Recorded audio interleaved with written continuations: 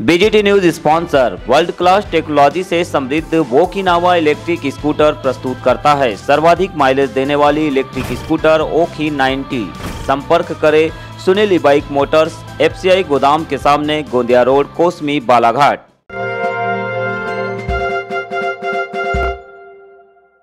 बढ़ती बेरोजगारी के खिलाफ युवाओं से संवाद कर समाधान का रास्ता निकालने के लिए प्रदेश भर में सम्यक अभियान चलाया जा रहा है। अभियान के तहत आज बालाघाट मुख्यालय में कॉन्फ्रेंस आयोजित की गई, जिसमें अभियान के नेतृत्वकर्ता और संयोजक भास्कर राव रोकड़े ने अपने विचारों के माध्यम से बढ़ती बेरोजगारी पर चिंता जाहिर की और इसका समाधान बताते हुए युवाओं को इस अभियान से जुड़ने के लिए आग्रह किया।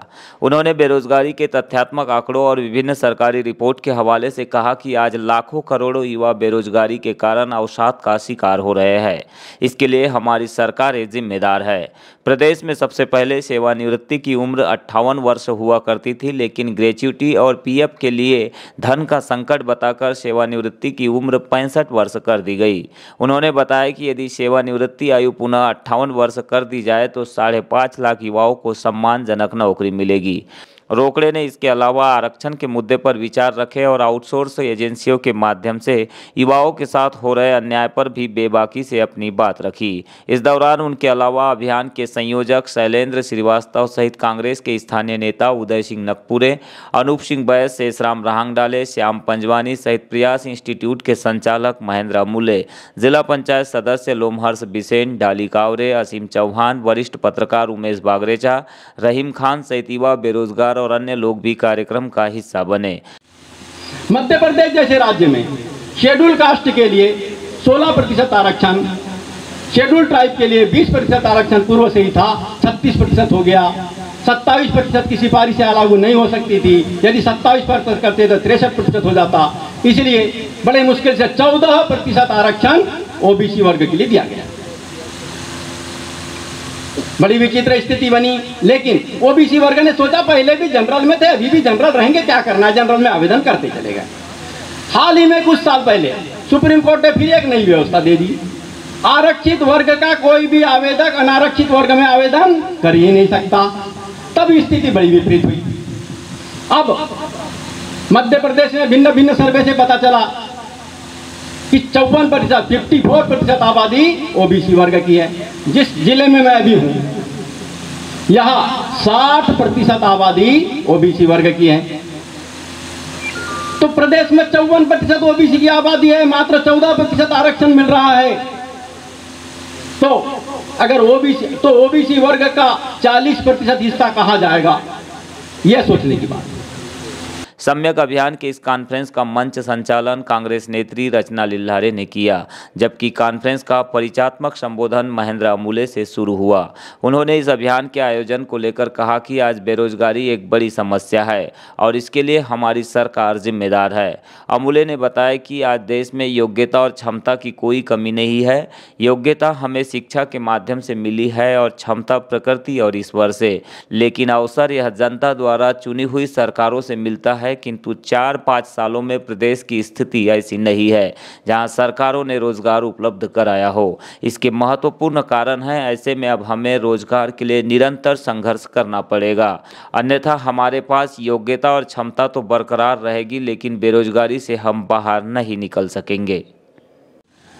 महत्वपूर्ण बात यह है कि भाई रोजगार मिले कैसे और बेरोजगारी की समस्या है क्या, इसको समझने के लिए सबसे पहले ये समझना पड़ेगा कि हर परिवार में एक व्यक्ति को सरकारी नौकरी में होना जरूरी है, ऐसा सबको लगता है।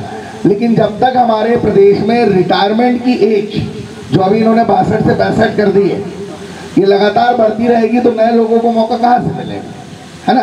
पहले 58 साल एज हुआ करती थी, फिर 60 साल हो गई, 62 हो गई, 65, इनका बस चले तो जैसे राजनीति में उन्होंने 70-80 कर रखा है, सरकारी नौकरियों में 70-80 इसके लिए भी कर देंगे। तो जब तक जो लोग बुजुर्ग हो गए वो रिटायर नहीं होंगे, नए लोगों को नौकरी कैसे मिलेगी।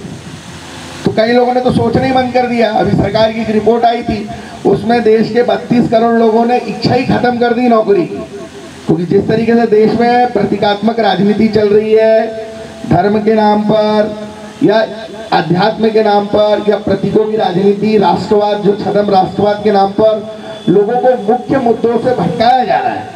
मुख्य मुद्दा बेरोजगारी है, जो आम जनमानस से जुड़ा है, गरीबी है, भुखमरी है, कुपोषण है, महंगाई है। उस पर कभी चर्चा ना विधानसभा में हो रही है ना संसद में हो रही है। इसलिए इंटेलेक्चुअलिटी की कहीं ना कहीं कमी है। निश्चित तौर पर यहाँ पे कुछ कम लोग आ सकते हैं, लेकिन जो लोग आए वो अपने अपने क्षेत्र का एक बड़ी संख्या का प्रतिनिधित्व करने वाले लोग हैं। आवाज़ धीरे से ही आगे बढ़ेगी। अच्छे कार्यक्रमों में थोड़ी सी उपस्थिति वैसे भी कमी होती है ना। कोई नाच गाने का कार्यक्रम कर लो तो बहुत सारे लोग आ जाते हैं। अच्छे वक्ताओं को सुनने के लिए लोगों की उपलब्धता थोड़ी सी हमेशा कम रहती है, लेकिन उससे कोई फर्क नहीं पड़ता। आंगनवाड़ी और स्कूलों में बच्चों के लिए भोजन तैयार करने वाले मिड डे मील वर्कर्स को बीते 4 माह से मानदेय नहीं मिला है। इसे लेकर स्व सहायता समूह संगठन ने अनिश्चितकालीन धरना प्रदर्शन की शुरुआत 17 अक्टूबर से शुरू कर दी है। जिला पंचायत कार्यालय के सामने धरना दे रहे मिड डे मील वर्करों ने कहा है कि महीने में मात्र 1500 रुपये मानदेय पर काम कर पाना बेहद ही मुश्किल है। इसके बावजूद वे निरंतर साझा चूल्हा कार्यक्रम के अंतर्गत सेवाएं दे रहे हैं, लेकिन बीते 4 माह से उन्हें कोई भी मानदेय प्राप्त नहीं हुआ, जिसे लेकर सामूहिक हड़ताल की जा रही है। मिड डे मील वर्कर्स का आरोप है कि मध्य प्रदेश की शिवराज सरकार उनके साथ अन्याय कर रही है। वे दिन भर बच्चों के लिए स्कूल में भोजन बनाते हैं और खाना परोसते हैं, लेकिन उन्हें एक दिन की रोजी मात्र 50 रुपये मिल रही है। महंगाई के इस दौर में आखिरकार वो अपना परिवार कैसे चलाए।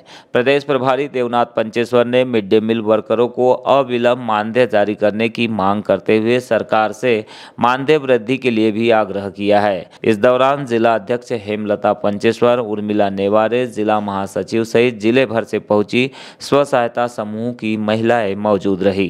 समान वेतन ये भारत के संविधान में लिखा हुआ है, ये श्रम मंत्रालय के कानून में लिखा हुआ है। क्या बोल लिखा हुआ है? इनको पूछो भारतीय मजदूर संघ वाले लोगों को कितनी अकल है, कितने साल से संगठन चलाते हैं, पता हो तो मेरे से मुकाबला करे, फाइट हो जाए मेरे आमने सामने उसके साथ।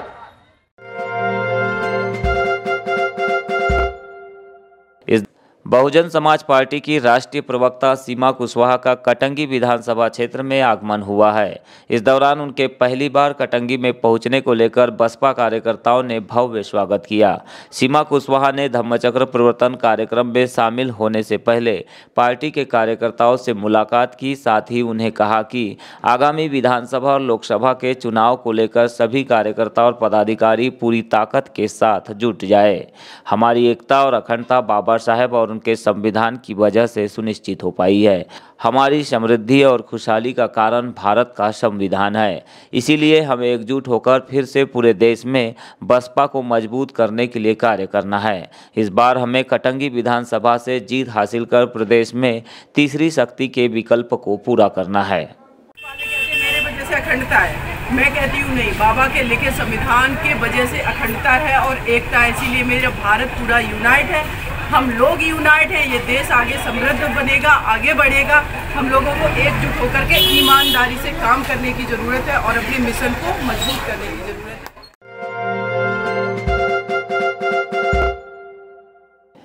18 अक्टूबर को जनसुनवाई कार्यक्रम में जिले के विभिन्न क्षेत्रों से पहुंचे लोगों ने कलेक्टर कार्यालय पहुंचकर अपनी समस्याओं के बारे में अधिकारियों को शिकायती आवेदन दिया।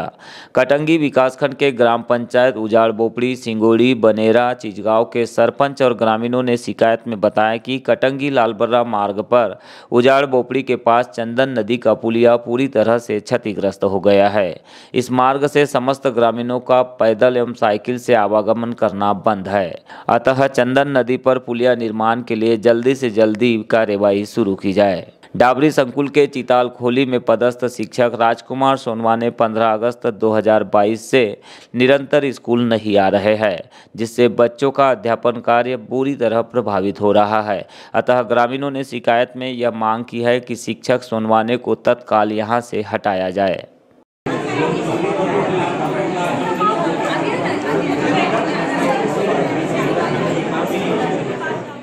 लांजी विकासखंड के ग्राम दिघोरी पंचायत से पहुंचे ग्रामीणों ने बताया कि जिले में यह एकमात्र पंचायत है जहां 50 साल पुराने मिट्टी के जीर्ण शीर्ण भवन में पंचायत का कार्य चल रहा है। नवीन पंचायत भवन का मामला न्यायालय में विचाराधीन होने के कारण वह भी खंडर में तब्दील हो रहा है। ऐसी स्थिति में पंचायत भवन का प्राक्कलन तैयार कर जल्द से जल्द नया भवन बनाया जाए।